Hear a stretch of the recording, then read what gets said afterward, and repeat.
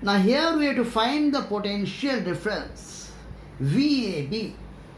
VAB always means VA minus VB. So this is the circuit given to us. We can assume charges on the various capacitors and then apply Kirchhoff's laws and solve this question. But it is easier to do this question by series and parallel. So always we start from the far end, the farthest end from the battery, because it's a finite series. So these 2 and 4 are in series. And these 2 are in parallel with this. And finally that combination is in series with this. So let us simplify the circuit step by step. So this is equivalent to a 12 volt battery here, which is given to us.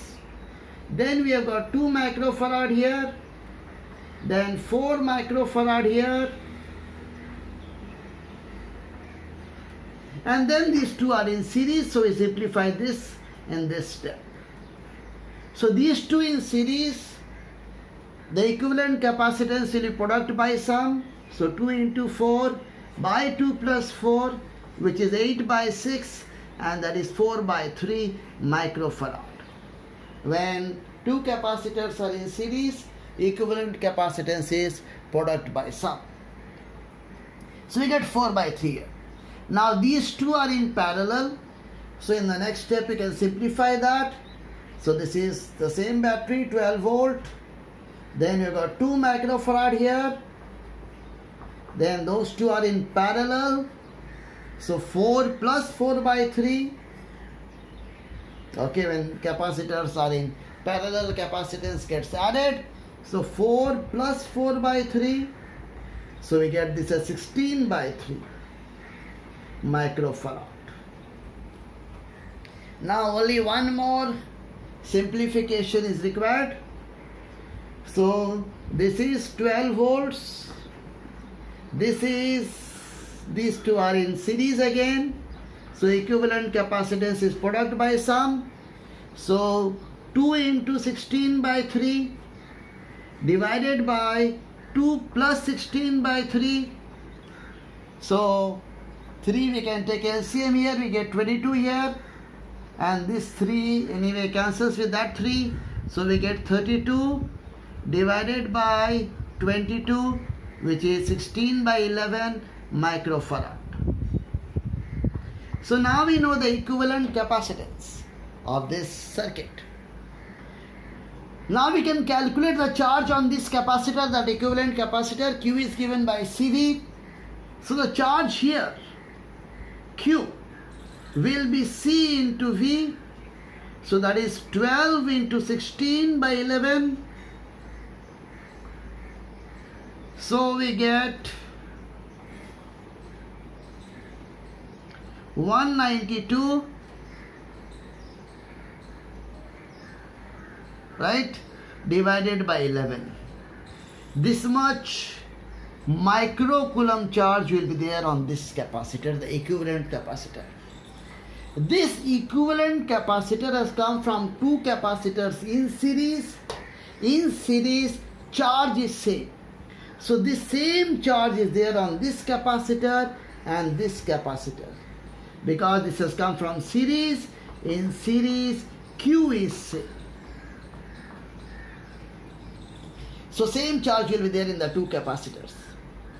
We are interested in this capacitor because this is basically coming from here and here. We want to find potential difference between these 2. So we look at the capacitors on that side.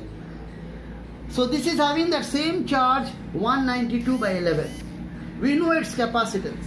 So we can find out the potential difference across this capacitor. So V will be given by Q by C. Q is 192 by 11. C is 16 by 3, all are in micro. Okay. So if you divide by 16 by 3, that is multiplying by 3 by 16. So this will give us 12 again, because we got that by 12 into 16. So this V becomes 36 by 11. This is the potential difference across this capacitor. Now this capacitor has come from these two in parallel. Right? In parallel V is same. So this V is the V across this as well as across this. In parallel, V is same. So V is same. So this V is the V across this capacitor as well. So now we can find the charge on this capacitor. Q equal to CV. So C is 4 by 3 and V is same 36 by 11. Okay, so 36 by 11. This is the charge on this capacitor. And this capacitor has come from these two in series. In series, Q is same. So this Q gets carried forward here.